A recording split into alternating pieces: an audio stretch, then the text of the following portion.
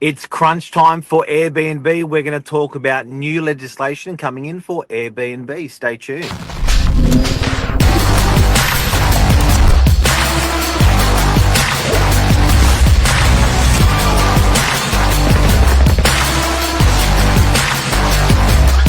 I'm the ringleader, so listen up. Expert Greg Williamson, real estate agent guru Billy Drury. Greg, thank you so much for coming on today to talk about Airbnb. What do you know? I know that there's going to be a huge shake-up, which will go, but let's just make one crystal clear thing. We all refer to it as Airbnb, and that includes all the other platforms, stays and whatever. Technically, they're all falling under what they classify as short-term rental agreements, in other words, STRAs. So I'm not going to talk jargon. I'm happy to keep calling it Airbnb as long as we understand that it's more than Airbnb. Yeah. STRA, short-term rental Accommodation. Agreements. Can we take a helicopter view for a second, just because sometimes we're in the bosom of it, and we don't, and I miss the overview. Why would someone do short-term rental accommodation for their property, and what's the problem that's happening here that they're trying to fix? Short reason, as Billy will attest, the landlord just gets a better rental return, a lot better yield on their investment. Yeah, I'll give you an example. Can I just jot in? Sure. As an example, like we've just sold an apartment in DY, and the owners were renting it out. They only needed to rent it for 3 nights a week to get the same return as what they'd get for a whole week with a long-term rental. So they were saying, well, we'll rent it for 3 nights a week. Our family and our extended family can enjoy the property for the other half of the week, and so it serves a bit of a multi-purpose. But if they choose to rent it out for the entire week, there's double the return, particularly in the peak seasons. Now, there's a problem with that?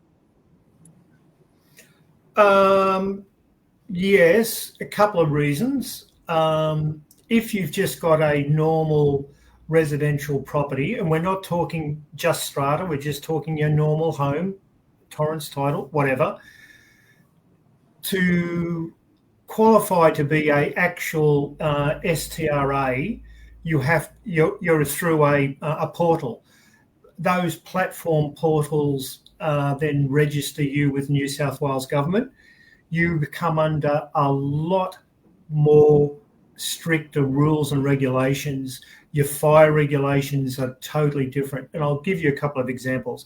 If you've just got a normal strata unit and you've just got a normal an owner's corporation with a fire smoke alarm system in it, that's not good enough. If you're an STRA, you have to have evacuation plans. Your smoke detector can't be just a normal smoke detector. It's got to either be hardwired back to the mains, or it's got to have one of the new non-removable batteries that's got a life expectancy of 10 years. You have to have all your fire doors upgraded. So you might be in a building that doesn't already have fire doors in the building. You're going to have fire extinguishers in the apartment. This is just before you even get it registered. So there's a lot more requirements for a short-term rental property. So you've got to look at those things. You've got a lot of upfront further expenses, which is one of the reasons it comes under. So short-term rentals don't come under the Tenancy Act. They're totally different. So you can't use, as Billy will tell you, you can't get someone to sign a normal tenancy agreement if they're short-term rental. Short-term rental, 90 days or less, or 30 days, in period. So anything along those lines, they're short-term rentals, which is normally holiday periods. Someone's there for 3 weeks, 2 weeks, 2 days, It all depends, but they are classified as short-term rental. Now, Greg, I'm a bit peeved with all this compliance. We're getting shrouded with compliance, and I feel like if it ain't broke, don't fix it. But I feel like we fix and we fix and we fix and we fix, and it's just, you know what, we could be driving on these roads at 10 kilometres an hour, and there would not be an accident, and it feels like it's just getting harder and harder and harder. There's got to be collateral damage. You can't just make it 10 kilometres, speed limit on highways. As an example, I'm being silly, but as an example. So tell me, what are they doing now for more compliance with Airbnb? What's the change? All right. Okay. So the compliance to become a short-term rental, that's not changing, right? However, what is going to change is, and remembering it breaks down into two categories, host and non-host. A host is if you actually live in the premises yourself, and you may be then short-term renting out a room or two rooms. If it's a 3-bedroom, you might move into 1 bedroom and over the holiday period, Christmas, you bring in short-term rental in those bedrooms. So that's a host. So those rules aren't changing. So now we're going to flip to the landlord/investor, which would be the non-host rules and regulations, right? So currently, if you've got your investment property set up for rental, you're a non-host STRA. That's currently legislated to, you can only use it as 180 days in the 365-day period. Now, you can't dodgy around that, because when you put your ad up through your portal, it is the portal's responsibility, which they do, is reports that how many days that you have used to the New South Wales government. So the government, Department of Fair Trading, knows exactly how many days you've got and have used. Right. What's changing, and this is the big kicker, is it's going to go from a maximum of 180 days to 90 days. Instantaneously, using Billy's person, they're going to lose half of their rental days instantly. Now, the other change that's coming in is the Department of Fair Trading is also giving local council authorities the power to even change that 90 days to even something lower. Some councils have already put in place 60 days. So if you're a property, for argument's sake, that people want to go and spend Christmas, summer, whatever it may be, they're limited to a total of 60 days. Now, that's going to put a lot more pressure on you as real estate agents, because you're going to have to find more tenants and then make sure that they are out during that peak period. And that's probably a tenant's worst nightmare. I want to rent for something for 12 months and you're not going to allow it because your landlord says, no, I need that short-term rental to boost up my income. And therefore, do you have lags in rental, so on and so forth. So there's a few problems there. The other main issue is that the current fines for non-compliance. So remembering the government's overviewing, they're seeing how many days you've done. The current fine for an STRA breach, if it's in an individual name, so Mr. and Mrs. Smith owns the property, it's $22,000. As we know, a lot of rental properties are actually owned in a corporation's name. It could be Mr. and Mrs. Smith Proprietary Limited owns the actual rental property. That fine, if you breach, is currently $110,000. So sort of takes a lot of your profit out. We don't know what the fines are going to increase to yet, but they are going to be substantially increased. Now, and are these going to the average day, average mum and dad who are just unaware, blissfully unaware? Oh, blissfully unaware, yeah.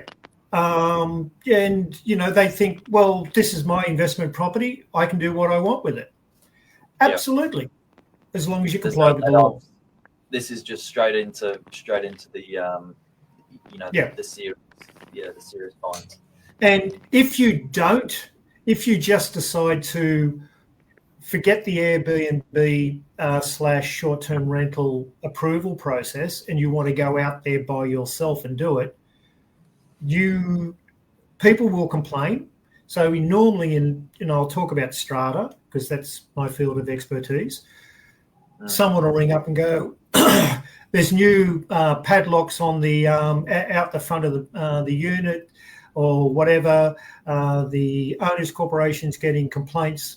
There's a load of people coming in and out all the time. Obviously, it's Airbnb. It goes through the process.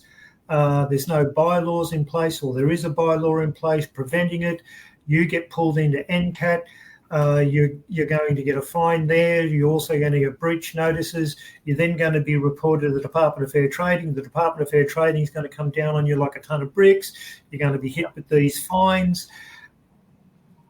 And this is scary stuff. Like, this is terrifying to the average, the average landlord who's just trying to get a little bit of extra cash flow in whilst they're on holiday or whilst they're, you're not using the property for Christmas. This is scary. And it takes a lot of work to get into a position of compliance in the first place. So the net effects, the reason I'm a past Airbnb host and not a current one is because the long-term rental yields, they're catching up.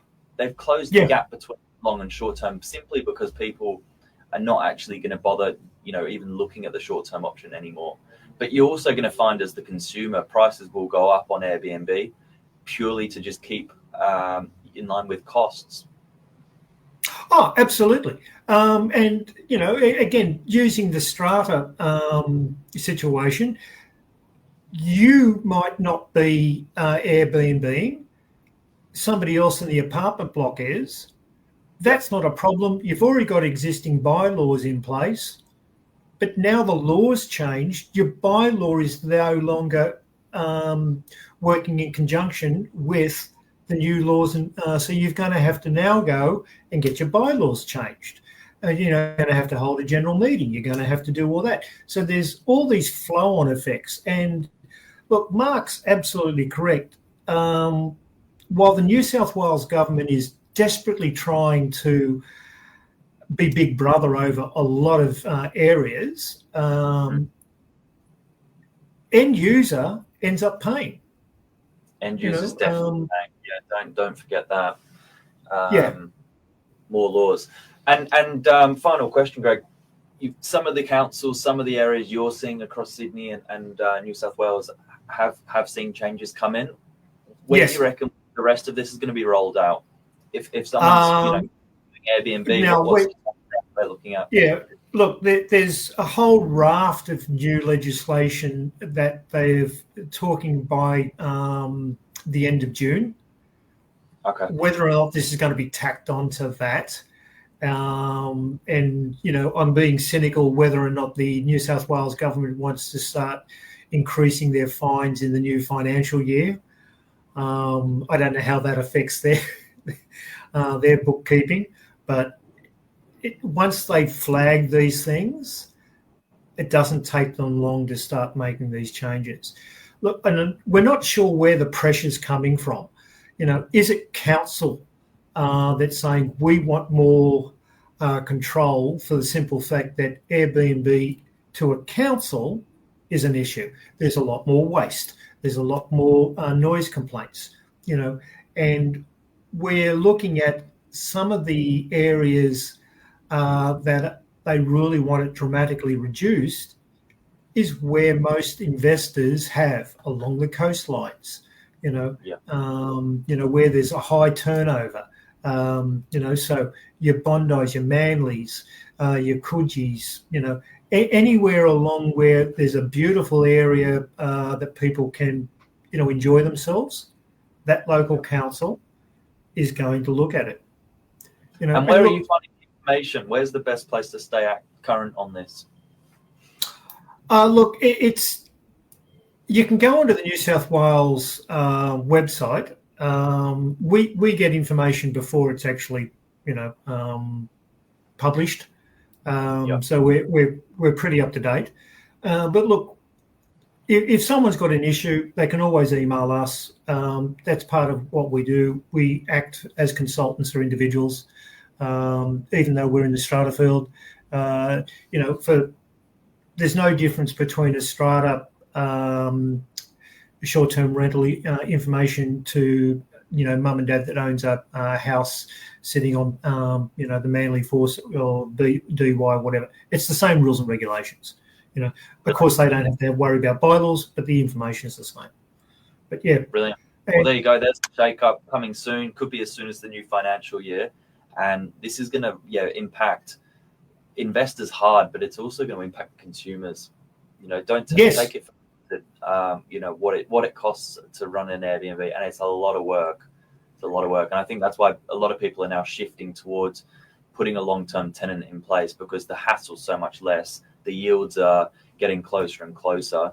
Why a lot of clients are reaching out for rental appraisals just to get an update. Oh, look, you'd know better than I, Billy. I mean, you've got a short-term rental in there for, even if it's there for 4 weeks, then you're going to have to put in a long-term rental. Then how long does it take to go and find a new tenant? You might be 3 weeks before you put another one in. That downturn affects your yield, and that's something landlords really have to start considering. Thank you, Greg. Pleasure as always. Pleasure. Okay. Thanks, guys. Have a great day. Bye.